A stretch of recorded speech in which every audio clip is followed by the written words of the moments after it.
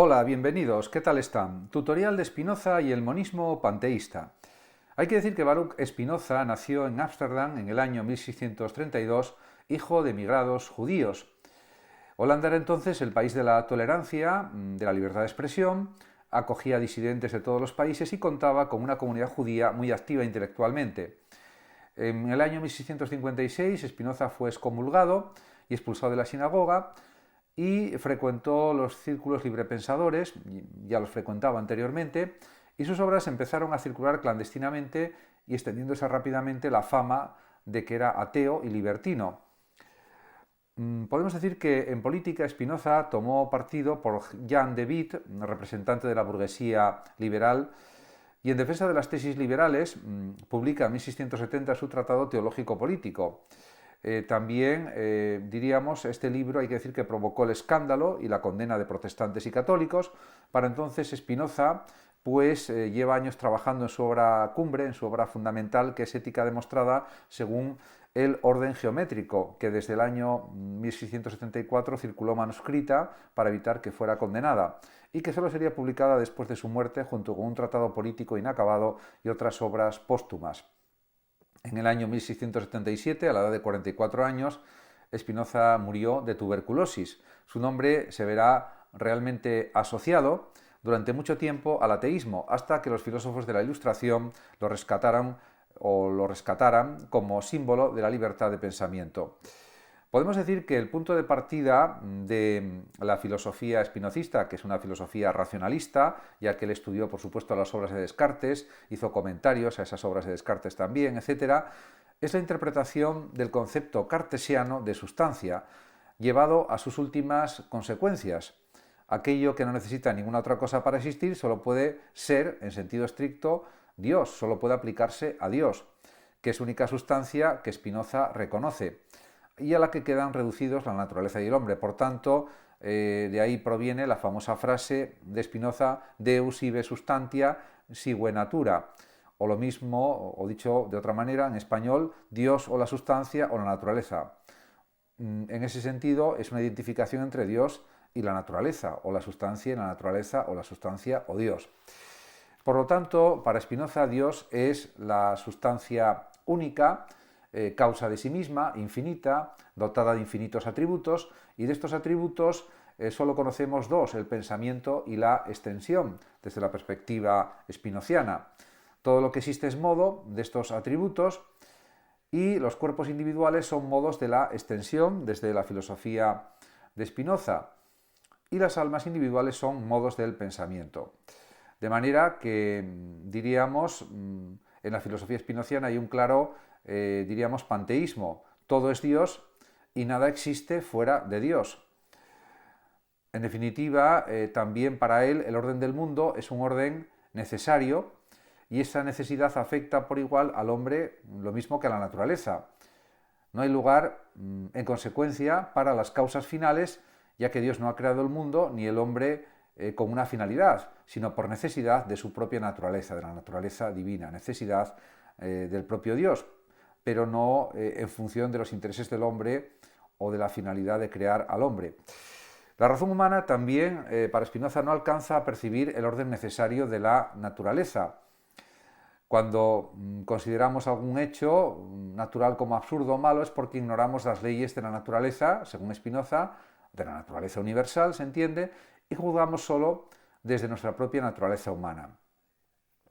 Además, para este pensador, el orden necesario de la sustancia puede ser expuesto geométricamente y por eso Spinoza considera que las matemáticas pueden servirnos para superar los prejuicios de nuestra razón. Desde estos planteamientos del concepto de sustancia se deducen ciertas características que definen el racionalismo spinociano. En primer lugar, el monismo, ya que todo se reduce a una única sustancia infinita que es Dios y desaparecen las res cogitans y las res extensa cartesianas, que dejan de ser sustancias, según Spinoza, para ser atributos de Dios. También hay un evidente determinismo. Todo lo que existe por necesidad interna de la naturaleza divina y no hay lugar para la casualidad. En ese sentido, también conviene señalar que es evidente un panteísmo inmanentista en las obras de Spinoza, en el pensamiento spinocista, ya que todo forma parte de una única realidad divina, de tal manera que naturaleza y Dios se identifican plenamente y no se trata, por tanto, de un Dios trascendente que está por encima del mundo, fuera del mundo, se podría decir, y que se distingue de él, sino de un Dios que se manifiesta, que se expresa en todas las cosas y no se distingue de ellas. Este panteísmo le supuso a Spinoza en su época la acusación de materialista y ateo.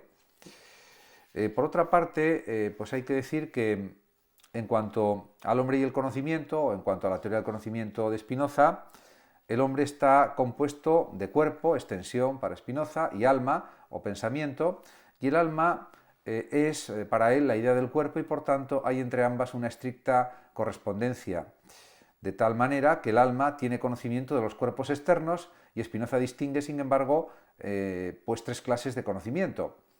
Por una parte está la imaginación, que es el primer género de conocimiento y que nos llega por los sentidos y son ideas confusas e inadecuadas, de las que provienen los errores y a las que el hombre se somete pasivamente, pero que nos permiten extraer nociones universales también.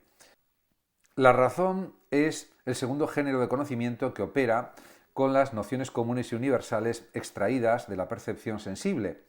Hace posible la ciencia y permite ser consciente de las pasiones y ser activo, lo que significa tener ideas adecuadas acerca de lo que es bueno y malo para el ser humano. Además, hay un tercer género de conocimiento que es la intuición, que consiste en la comprensión inmediata de una idea situándola en el orden necesario del universo. Comprenderla de esta manera subespecie eternitatis, bajo la especie de la eternidad, formando parte del orden inmutable y necesario de Dios. Solo el amor intelectual de Dios permite llegar, según Spinoza, a este tercer género de conocimiento en el que residen la felicidad y la libertad. Este amor consiste en la alegría que el hombre experimenta al darse cuenta de la participación que tiene en la sustancia y en el poder de Dios. En la ética, la intuición se define también como parte del amor infinito con que Dios se ama a sí mismo.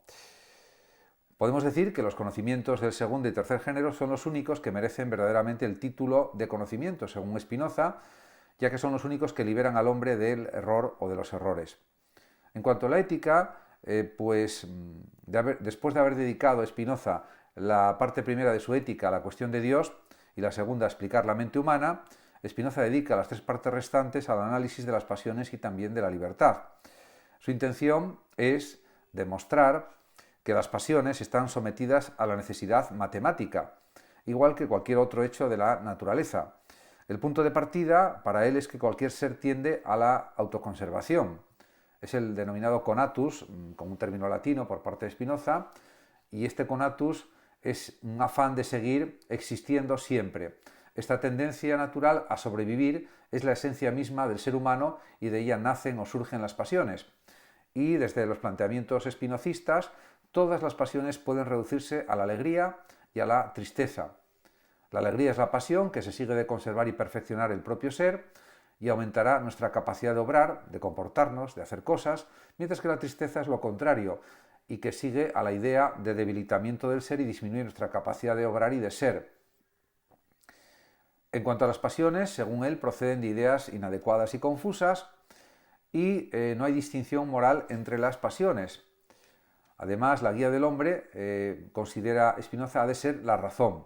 Gracias a la razón, el hombre comprenderá que las pasiones también son necesarias, naturales e inevitables, y podrá entonces dominarlas y dejar de ser su esclavo. Para ser libre, además, hay que conocer el orden necesario del universo, que es lo mismo que conocer la misma sustancia divina, y por tanto ser libre equivale a alcanzar el conocimiento del tercer género, el conocimiento intuitivo o amor intelectual de Dios. La ética de Spinoza se inspira muy claramente en el estoicismo antiguo, que también defendía un determinismo universal y una ética de aceptación del curso natural de las cosas, del orden racional de la naturaleza. Los hombres, dicen la ética Spinoza, se equivocan al creerse libres, opinión que obedece al solo hecho de que son conscientes de sus acciones e ignorantes de las causas que las determinan, y por tanto su idea de libertad se reduce al desconocimiento de las causas de sus acciones. En un mundo geométricamente determinado, se podría decir y saber que no es libre es para el hombre el único modo de libertad. En cuanto al derecho natural y el Estado, podemos decir que el derecho natural de todo individuo llega hasta donde llegue su poder. En cuanto al fundamento de la vida social, Spinoza está convencido de que está en la naturaleza del hombre, tal como es con sus pasiones, y Spinoza acepta también la teoría del estado natural de Hobbes, según la cual los hombres buscan naturalmente su propio provecho y eso les llevó a organizarse socialmente para evitar una situación inicial de guerra de todos contra todos.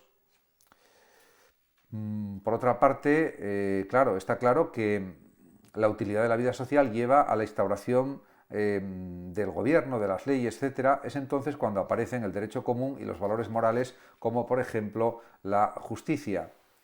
El Estado, para Spinoza, como el individuo, tendrá más derecho cuanto mayor sea su poder. Sin embargo, un Estado debe ajustarse a aquellas reglas que garanticen también su conservación y para ello deberá guiarse también como el individuo por la razón. Si quiere perpetuarse, deberá ser útil a sus gobernados, el Estado, el gobierno, y garantizarles la paz y la seguridad y buscar también el bien común. Esta teoría del Estado, que aparece en el Tratado Político, está muy próxima a la de Maquiavelo, en los principios de realismo político, por supuesto, que la inspiran, y podemos decir que en el Tratado Teológico Político aplica esta concepción del Estado al análisis de la religión también, que no tiene otro objetivo que defender la libertad de pensamiento. En referencia a la religión, Spinoza hace un análisis crítico de la Biblia, considera que las enseñanzas han de ser interpretadas como normas que deben ser obedecidas y que se refieren a la práctica de la justicia y del amor al prójimo.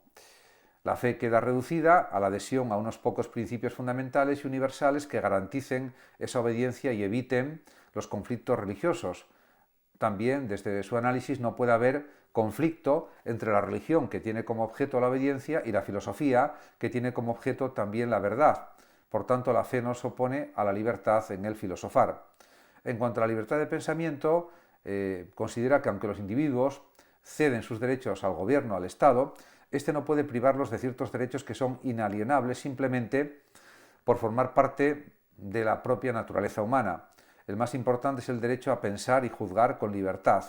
Esta libertad aparece como el auténtico fin o propósito del Estado, tal como lo define Spinoza en el Tratado Teológico Político, garantizar que los hombres se sirvan, dice Spinoza, de la razón libre y no se combatan con odio, ira o engaño, ni se enfrenten injustamente. En este aspecto, un Estado opresivo provoca la rebelión entre los gobernados y es causa de su propia ruina. En este sentido, Spinoza señala que el Estado democrático es el que implica mayores garantías para los ciudadanos y para su propia conservación. De este modo, una filosofía del orden racional necesario acaba por, diríamos paradójicamente, confluir con una filosofía de las libertades políticas. El filósofo Fernando Savater, por ejemplo, en un artículo titulado Dos figuras del espíritu, afirma: Spinoza basó su filosofía en la fuerza de la razón, la alegría activa de comprender y la necesaria fraternidad de los hombres. Su tratado teológico político sigue pudiendo ser leído actualmente como el mejor bosquejo de lo que ha de significar la tolerancia y la libertad de conciencia en una sociedad democrática, que él adivinó sin llegar realmente a conocer. Muchas gracias a todos por su atención y hasta mi próximo vídeo. El que quiera puede compartir este vídeo, darle like o suscribirse a mi canal de YouTube. Hasta siempre.